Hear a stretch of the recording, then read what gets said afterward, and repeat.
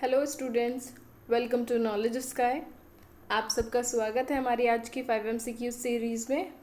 I am your educator Priya Taliyan on this platform knowledge sky. हमारा आज का टॉपिक है advent of European part third. Part 1 और part 2 हम अपनी पहली वीडियोज़ में कर चुके हैं।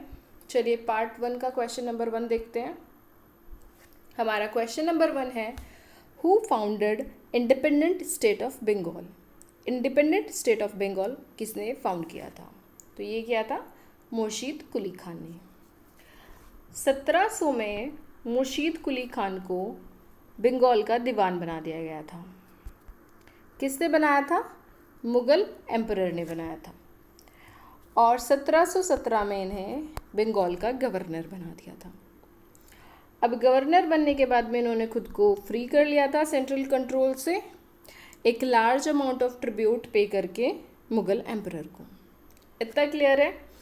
1727 में इनकी डेथ हो गई थी और डेथ के बाद में जो इनका बेटा था सुजाउद्दीन, उसने रूल किया था बंगाल को 1739 तक। इतना क्लियर हो गया आपको? चलिए मूव करते हैं हमारे क्वेश्चन नंबर 2 पे। हमारा क्वेश्चन नंबर 2 है, how many times did Vasco da Gama came to India. Vasco da Gama कितने टाइम भारत आए थे? वो आए थे 3 टाइम्स। सबसे पहले आए थे वो 20 मई 1498 में। दूसरे आए थे वो 1502 में 1502 में। और तीसरे आए थे वो 1524 में।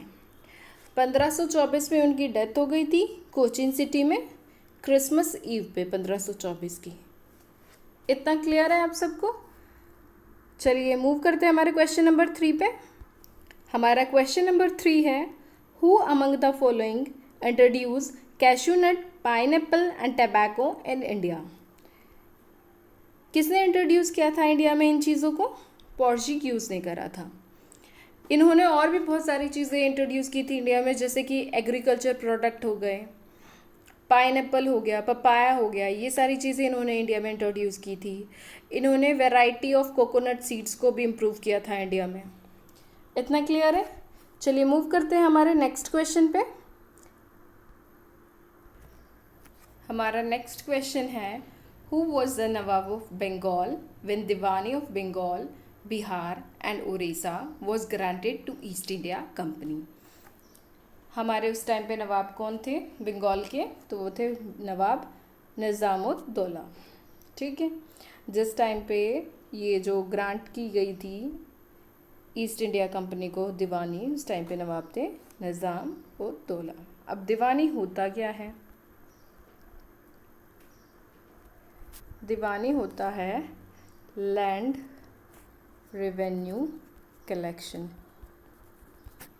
हिंदी का मुझे इसका इतना आइडिया नहीं है, शायद भू राजस्व व्यवस्था कुछ ऐसा करके हिंदी में होता है ये क्लियर है आपको हमारा क्वेश्चन? चलिए नेक्स्ट क्वेश्चन पे मूव करते हैं। नेक्स्ट क्वेश्चन है, which one of the following Mughal emperor give an important farman to the English of facilitating their trade in India. तो किसने ये फरमान दिया था अंग्रेज़ों को? ये फरमान दिया था फारूक शियार ने। ठीक है, अब ये फरमान था क्या और उन्होंने दिया क्यों था?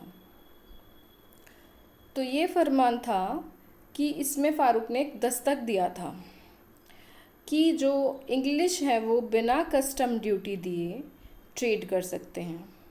इनको एक पास अलॉट कर दिया था अंग्रेज़ों को फ़ारूक शियार ने।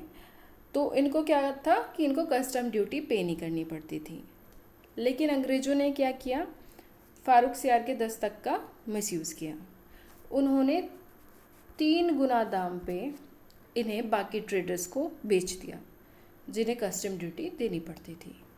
अब ये फ़ारूक शियार ने इंग्लिश को क्यों दिया था फरमान? ये फरमान दिया था फ़ारूक शियार ने विलियम हैमिल्टन, एक सर्जन थे, उनसे खुश होकर। अब ये खुश क्यों हुए थे उनसे? ये जो फ़ारूक शियार है ये एक बार बीमारी से बहुत ज़्यादा जूझ रहे थे, तो इनकी कंडीशन वही मरने वाली कंडीशन थी। उस टाइम पे इंग्लिश ने अपना एक सर्जन भेजा था विलियम हैमिल्टन। उस सर्जन ने इनकी देखरेख की थी और इन्हें ठीक कर दिया था। तो उस सर्जन से खुश होकर इन्होंने इंग्लिश को ये फरमान दिया था। क्लियर है क्वेश्चन? हमारी आज की 5 MCQ सीरीज़ यहाँ पर ही ख़त्म होती है। Thank you for watching. Kindly share your feedback with us. Thank you.